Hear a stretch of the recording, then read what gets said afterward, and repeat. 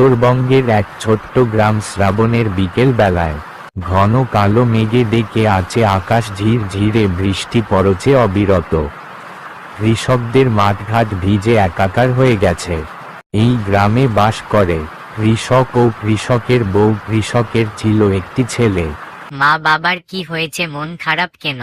তোর বাবার মন খারাপ, গ্রামের সব জমি পানিতে ডুবে গেছে, কাজ করতে পারবে না, এই কারণে মন খারাপ। এতে কি হয়েছে? বাবা জঙ্গলে গিয়ে কাঠ কাটবে। বাহ বাবা, এটা তুই ভালো বুদ্ধি দিছিস। আমি কালকে সকালবেলায় জঙ্গলে কাঠ কাটতে যাব। ও তুমি রান্না করো, আমি জঙ্গল থেকে কাঠ কেটে আসি। এই বলে কাটুরিয়া হাতে কিঠার নিয়ে কাঠ কাটার জন্য বের হয়ে পড়ল।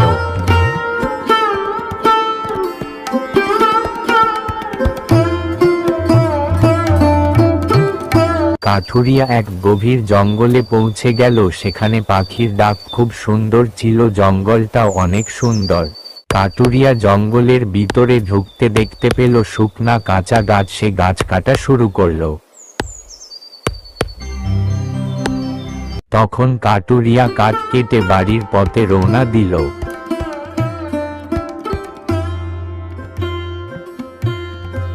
তখন কাঠুরিয়া কাঠ বিক্রি করে বাড়িতে আসলো।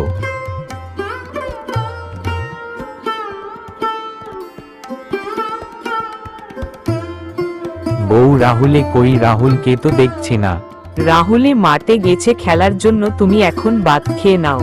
এই বলে কাঠুরিয়া খাওয়া শুরু করলো। খাওয়া দাওয়া শেষে কাঠুরিয়া তার বউকে বলল, কালকে সকালে কাঠ কাটতে যাব। আচ্ছা ঠিক আছে, সে তুমি যেও। সকালবেলায় কাঠুরিয়া বের হয়ে পড়ল কাঠ কাটার জন্য।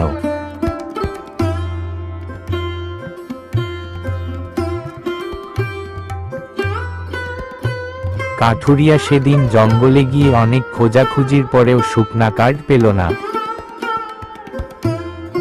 আজ মনে হয় খালি হাতে ফিরে যেতে হবে, কাঠ পাবো না। এই বলে কাঠুরিয়া হতাশ হয়ে দাঁড়িয়ে আছে। কাঠুরিয়া ভাই, আমি তোমার উপরে অনেক খুশি, কারণ তুমি চাইলে এই জঙ্গলের কাঁচা গাছ কাটতে পার, কিন্তু তুমি তা করোনি। এই কারণে আমি তোমাকে সততার পুরস্কার দিতে চাই। কাঠুরিয়ার সততা দেখে জাদুর গাছে তাকে একটা উপহার দিল, সোনার কলস। বন্ধুরা, আজকের এই গল্প থেকে আমরা শিখতে পারলাম যে সততা কোন সময় হার মানে না।